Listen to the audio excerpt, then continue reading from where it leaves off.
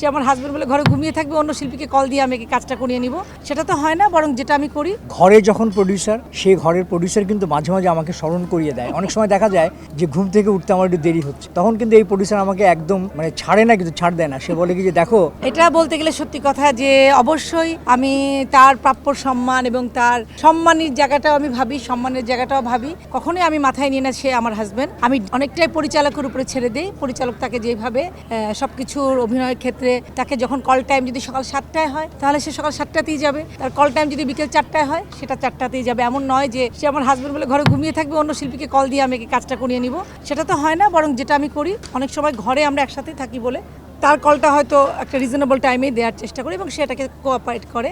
আর after all নিজের production বলে কথা, অ্যাজ এ প্রডিউসার হয়তো আমি আছি সামনে, কিন্তু আমার আসলে পাশাপাশি সে তো প্রডিউসারের একটা পার্ট, যেটা ফ্যাক্ট। খুব রিসেন্টলি আমি আমার একটা টেলিফিল্ম আমি লিখেছিলাম, যেটার এডিটিং চলছে। সেটা হচ্ছে তুমি, আমি এবং সেটা সে ডিরেক্টর, শুধুমাত্র অভিনেতা না, অ্যাজ এ ডিরেক্টর সেই প্রোডাকশনটা করছে। এবং সেই ক্ষেত্রে আবার যখন হয় যে একটা প্রডিউসার একটা কিছু কিছু পার্টে আমরা ইনভলভ থাকি, কিন্তু ডিরেক্টোরিয়াল কাজ যখন হয়, আমরা বলি ডিউরিং শুটিং, সেই কাজটা কিন্তু তাকে পুরোপুরি চাপ নিতে হয়। শিল্পীদের সঙ্গে প্রডিউসারের সম্পর্কটা কিন্তু একেবারেই নিবিড় সম্পর্ক বলে আমি মনে করি। কারণ একজন প্রডিউসার যখন একটি প্রোডাকশন তৈরি করেন, তখন কিন্তু তার যে চাহিদা, সেই চাহিদা অনুযায়ী কিন্তু সে শিল্পীদের সঙ্গে কাজ করেন। তো সুতরাং একজন প্রডিউসারের সাথে অনেক শিল্পী বা শিল্পীরা যারা কাজ করছেন, তাদের প্রত্যেকের সাথে কিন্তু তার সম্পর্কটা তৈরি হয়। শিল্পী যারা, তাদেরও কিন্তু প্রযোজকের সঙ্গে সম্পর্কটা তৈরি হয় কাজের ক্ষেত্র ধরে। সুতরাং আমি মনে করি আমাদের যে পরস্পরের যে শিল্পীর সঙ্গে প্রডিউসারের যে সম্পর্ক, সেটা কিন্তু অনেক সৌহার্দ্যপূর্ণ এবং চমৎকার একটা সম্পর্ক হওয়া উচিত বলে আমি মনে করি কাজ করতে গিয়ে। তো সেই ক্ষেত্রে আমি মনে করব যে যারা প্রডিউসার আছেন, তাদের সঙ্গে প্রত্যেক শিল্পীর একটা সুন্দর সম্পর্ক তৈরি হোক। কমফোর্টের জায়গাটা বলবো যে একজন প্রডিউসার বাইরে এবং ভেতরে, আমি কিন্তু সবসময় চেষ্টা করি যে একজন প্রডিউসার যখন একটা নাটক প্রডিউস করেন, তার কিন্তু অনেক কষ্টের কাজ। সুতরাং সে যখন যে সময়টা, যে শিডিউলটা তৈরি করেন একজন ডিরেক্টর, সেই শিডিউলটা অনুযায়ী একজন শিল্পী হিসেবে আমি কতটুকু তাকে সহযোগিতা করতে পারছি বা আমি কতটুকু সময়ের প্রতি সিনসিয়ার থাকছি, সেই বিষয়টা কিন্তু সবসময় আমার মাথার মধ্যে থাকে।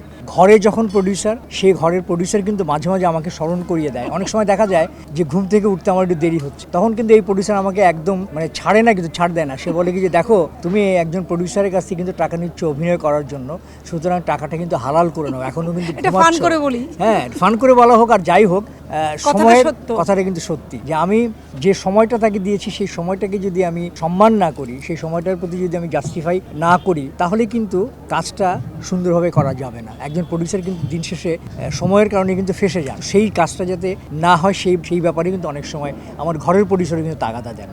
আচ্ছা, অ্যাজ এ প্রডিউসার শিল্পীদের সঙ্গে আমার যে সম্পর্কটা, আগে যে ধারণাটা ছিল একজন প্রডিউসার মানে হচ্ছে, সবসময় মানুষ ধারণা করতে চায় যে সে শুধু টাকাটাই লগ্নি করবে এবং সে টাকার ইনভেস্টমেন্টে দিন শেষে একটা প্রোডাকশন সে বিজনেস করবে। আসলে আমাদের এই মিডিয়াতে যে জিনিসটা প্রতিষ্ঠিত হয়েছে টেলিপ্যাবের মাধ্যমে, আমরা কিন্তু প্রডিউসাররা নাটকের কাস্টিং থেকে শুরু করে নাটকের সমস্ত বিষয়গুলোর সাথে কিন্তু মার্কেটিং আমরা কিন্তু ইনভলভ থাকি।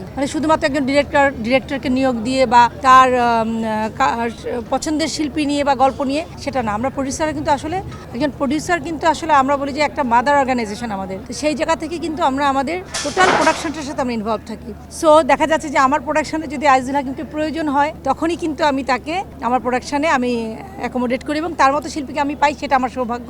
একজন অ্যাজ এ প্রডিউসার শুরু থেকে, হ্যাঁ, আমি যখন প্রথম নাটক করি, আমার নির্জন স্রোত সেই নাটকটা ছিল, আমি খুবই লাকি যে আব্দুল আল মামুন ভাই, তিনি প্রোডাকশনটা আমার ডিরেকশন দিয়েছিলেন এবং বিপাশা হায়াত, জাহিদ হাসান, আইজুল হাকিম তারা অভিনয় করেছিলেন, ত্রপা। আর বাইরের যে শিল্পীদের কথা আমি বলবো, অ্যাজ এ প্রডিউসার আমার শিল্পীদের সঙ্গে অসম্ভব সুন্দর সম্পর্ক এবং আমি আমার এই রুটস অডিও ভিজুয়াল দিয়ে যে জিনিসটা আসলে আমি আমার মতো করে একটা স্বাধীন মতো কাজ করতে পেরেছি, যে রুটস থেকে অনেক অনেক নতুন পরিচালক যাদের নাম আমি বলতে পারবো, এসহা কলিক, মুরাদ পারভেজ, আরও সতীর্থ, তারপর কিছু নাট্যকার আছেন, যেমন বকুলপুরের নাট্যকার আমাদের শাহাবুদ্দিন ভাই, তিনি নাট্যকার হয়েছেন। আমি অসংখ্য নাটক প্রডিউস করেছি, অসংখ্য প্রোডাকশন করেছি। তো আমার সাথে দেখা যাচ্ছে যে অনেক নতুন শিল্পী, অনেক ছেলে শিল্পী, মেল ফিমেল, তারা কিন্তু কাজ করেছে, নাট্যকার, পরিচালক, অভিনেতা, অভিনয় শিল্পীরা কাজ করেছেন। অ্যাজ এ প্রডিউসার রুটস থেকে আমি তাদের সাথে কাজ করার আমি তাদের কাজের একটা ক্ষেত্র হিসেবে কিন্তু আমি রুটসকে আমি ব্যবহার করেছি। তো আমার শিল্পীদের সঙ্গে ডে ওয়ান থেকে এখনো পর্যন্ত খুবই ভালো সম্পর্ক এবং আমি খুবই গুড প্রডিউসার। আমি সবসময় আমার প্রোডাকশনের যেই ফিনান্সিয়াল ইনভলভমেন্ট, যেখানে যার যতটুকু দরকার, আমি সবসময় সেটা ফুলফিল করে এসেছি এবং ক্লিয়ার কাট।